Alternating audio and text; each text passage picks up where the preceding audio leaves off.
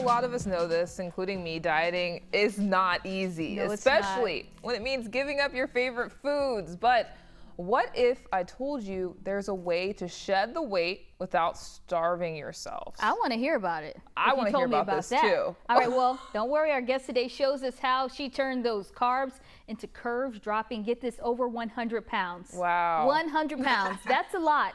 Danni Rose, thank you so much for joining us today. Hi, good morning. How are you guys? We're doing well, even better because you're here. Yes, and I'm going to get so many tips today. I promise I'll try not to go over. Well, Danni, here's the first thing. You lost over 100 pounds doing the exact opposite of what most diet experts teach. What is your secret? Just take us from the beginning. So I am from Alabama originally. And so, of course, down here, you know, in the South, we like everything curvy and voluptuous already. We come out the womb like that, okay? It's just what it is. But I remember when I left Alabama and I went to college at Morgan State University in Baltimore, Maryland. And I've always been very athletic and kind of, you know, kept my weight down and things like that. And I was about 19 years old when I left home. Well, honey, when I got to Morgan State, I was hanging out and I was traveling because I got a scholarship to sing in the choir. So we were traveling and they were paying for all this food. And then, you know, I had a little hustle on because I've been cooking for so many years. And so I started frying chicken and frying fish for people and selling plates and doing all that stuff. And honey, I was selling the food and I was eating it too. And so before I knew it, honey, I was round as a pig at a state fair. I mean, I had just blown up. I had just had me such a good time.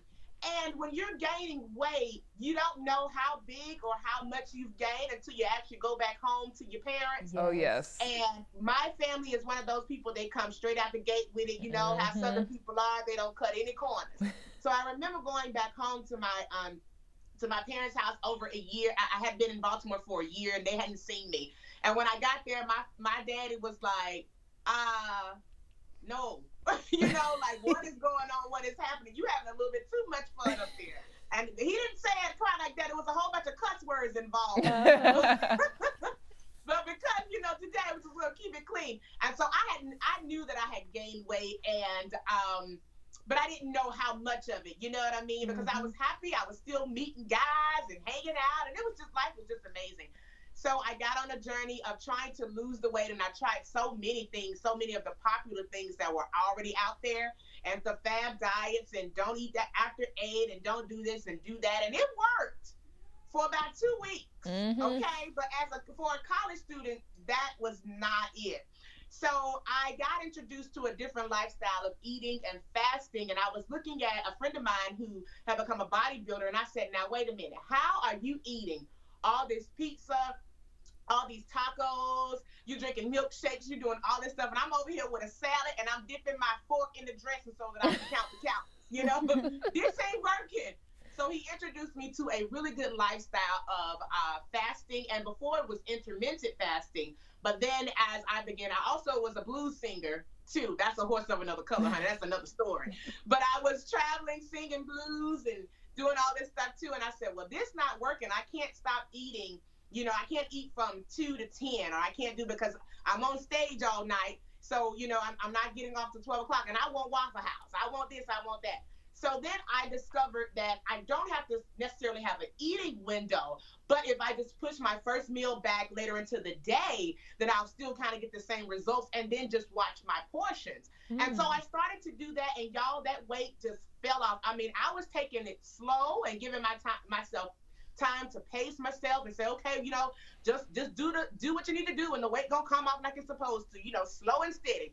But I was taking it slow and the weight was coming out fast, you know. So I said, oh, this is amazing. And so it has been a couple of years now. I gained, you know, I had my daughter and I gained about 80 pounds with her. She's now 9 years old. And I went back to this lifestyle and the weight just fell again, you know, and it was something that I have just kept up. I haven't gained pretty much any of the heavy weight back. I mean, you know, 5 to 6 pounds because we out drinking margaritas during the summertime.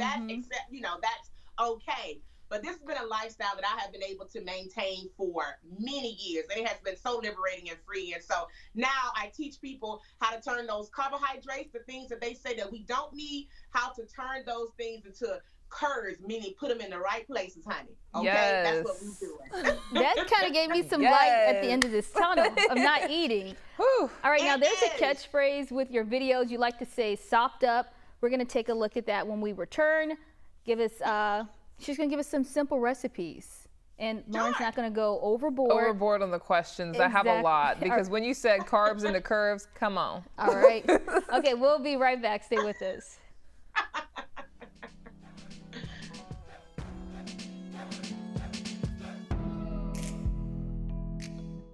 Time, honey, and I'm just gonna take that seasoning that we put together and we're just gonna rub our chicken with. Now that seasoning is good for everything, honey, so just set it to the side, honey, put a little mason jar or something like that and just sprinkle it on everything, child.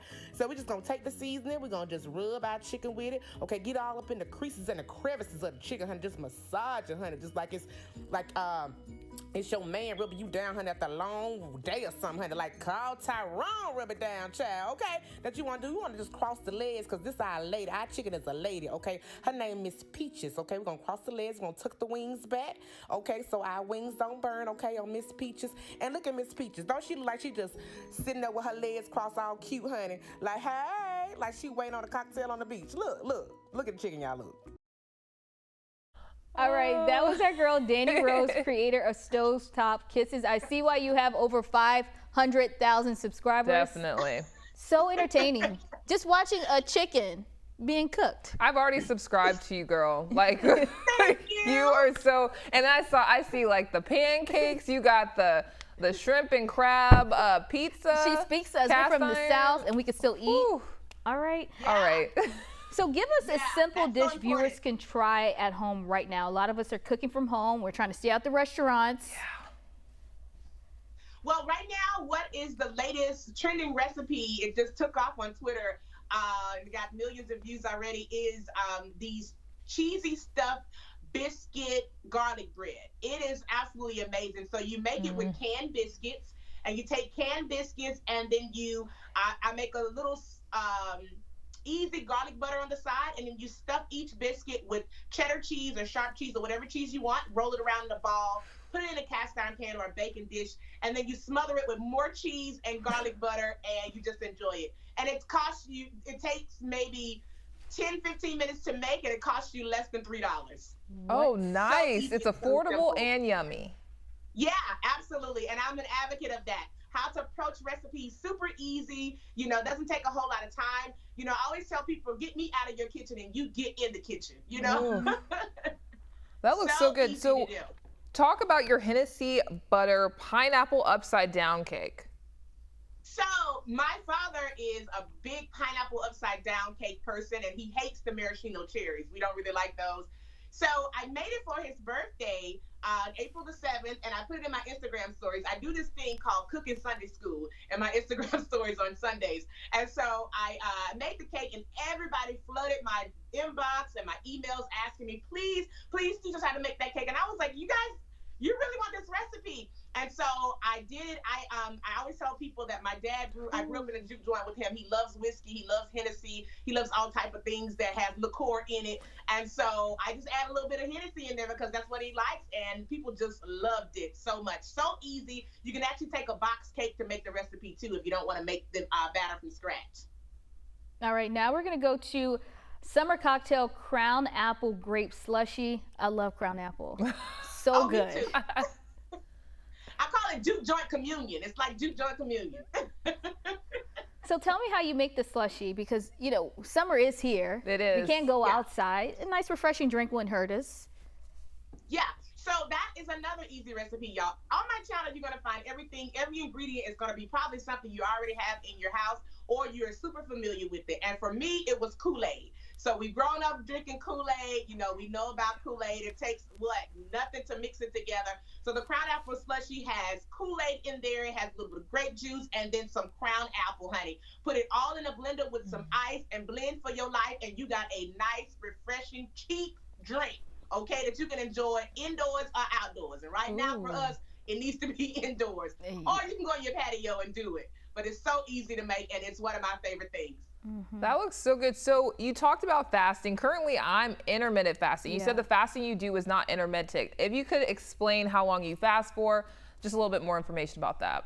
Yeah, so I don't eat my first meal until after 4 o'clock, and I've been doing this a long time. So I always tell people to pace yourself in that journey, because if you never really fasted before, you're just starting to do intermittent fasting and things like that, then pace yourself. But I don't eat until after 4 p.m. And I always tell people there's no such thing as breakfast. Oh, breakfast is the first meal of the day. No, breakfast simply means to break fast. And so whatever time you eat, the first meal of the day, no matter what time it is, that is considered your breakfast. Okay, so I eat after 4 or maybe 6. Last night I didn't eat till after 8, and then I stopped eating about 10. And so you can do an incremental window if you want to, if that suits your lifestyle. But for me, I'm a busy mom. I'm always on the go. I'm traveling. I'm doing things. And so it doesn't permit me to always have an eating window. So I eat every day after 4 or after 5 p.m. And that is my first meal of the day. And I kind of just eat and watch my portions. And it's very simple. It was a more approachable lifestyle to me than to actually incorporate a eating window for people. And you still get to eat your favorite foods, which I think is the most important thing. And that's one of my favorite parts about fasting. And where can people find your books and recipes?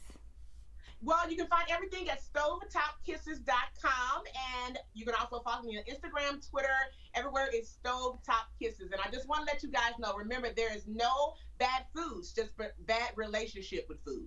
That is so good.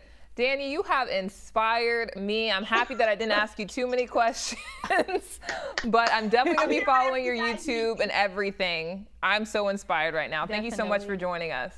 Thank you so much for having me. God bless y'all. Thank you.